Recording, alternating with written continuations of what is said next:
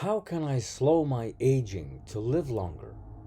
Many answers to this are as yet unwritten, but I'm onto something.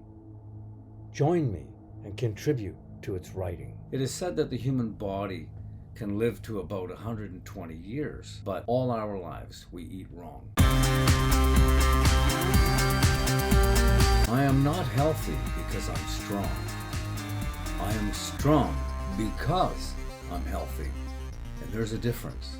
Hi, welcome to An Experiment in Longevity. I am your host and narrator and guinea pig, Andrew James McQuinn. I have some very unique approaches to health, fitness, which equate to longevity. And I've been doing it for 14 years now. Not much information available on what I do, diet, supplementation in particular, exercise. A lot of people know about exercise. I have my own. That's not terribly unique, but I'm going to share some things with you, particularly, in the area of diet, because without good diet, nothing really will help you very much. At this time, right now, I'm close to 67 years old, and the point being that what I have been doing is really beginning to show itself. As an example, here I am on my 66th birthday in the Philippines in very hot weather, doing double my body weight for 10 reps. I train hard, but I don't train very much. I'm not from a particularly genetically gifted family. My father died at age 85 of kidney failure, my mother at 83 of heart valve failure. My dad, myself, and one sister is diabetic, which is actually a benefit in some of my experimentation. So I'm going to reveal some, I can't call them secrets, but they're almost not known. You can research what I'm doing or what I might advise, and you won't really find anything on it.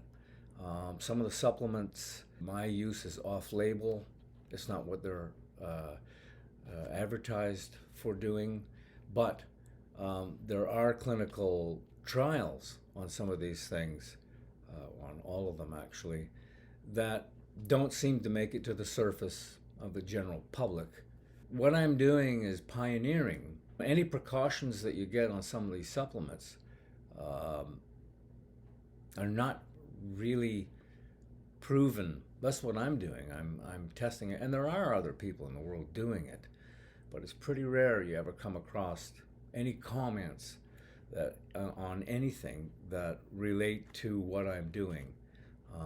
So I'm gonna share all the stuff with you, and the time is now, because I'm old enough that what I have been doing is starting to really separate me from a common person my age and people in my age bracket that care about their health, that go to the gym, try to eat right and all that. And the gap is widening at this point. For example, if I'm correct at what I'm doing, 10 more years would be in my mid-70s, and I would suspect that that gap would be much more widened than it already is. I'm not getting any financial kickbacks or anything from anything that I recommend as far as supplements or reading material, books on diet, which makes it all the more trustworthy. I'm just telling you the way that it is, what I found, how I found it, why I do what I do, where the information is on clinical trials and things like that. And you can see for yourself. I'm going to lay it all out for you. But I can tell you that diet is more important than exercise. But exercise is also very important for how you feel and longevity and all that. But you can go to the gym and you can see people who don't have the right diet. They think they do, but they don't. And they're pouring their heart and soul into exercise. And they're gaining something, but not what they think. and most of them end up dying and aging predictably, like anyone else, just a little bit more physically fit or strong. That's all there is. Now you're going to see that for my weight size and all that, and I'm quite strong. I use so that's an indicator of health more than it is training, because I only spend about an hour and a half, no, not even that, an hour 15 average per session, and I only do about three a week. I do three a week. It's not very often I drop to two, and I never do four. So people that I see throughout my exercise history in the gym that spend 4, 5, or 6 days a week in the gym, they don't last because it's not sustainable. It's not very realistic. And why would you do something, be so dedicated that you can lose it all so quickly? All you got to do is, like if I was training for an Olympic event or something, that's different. You're training for a specific goal, and once you attain it, you may go back to normal or kind of drop and you'll fade off. But the goal of this is of this fitness and diet is a lifetime. It's not something that you're going to just quit and then return to your previous normal. It's something that should be sustainable, makes you feel good. You can do it without quitting. We're going to have to.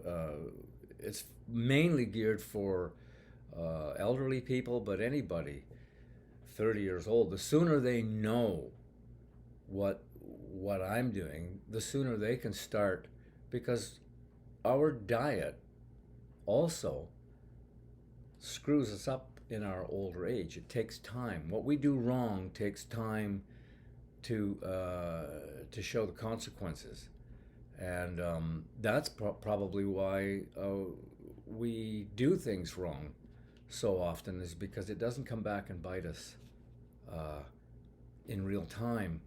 You don't notice it. You get away with it for too long, and then your arteries are filling up with cholesterols and plaque, and um, your brain connection to your muscle deteriorates, bones deteriorate, osteoporosis, all kinds of things. Well, you can do something about it. And if you don't feel like doing anything about it, that's part of the health. So you correct your diet first, get on the right supplementation, and that stuff will all fall in line. For now, you can make a Facebook friend request if you wish, and please subscribe to this channel.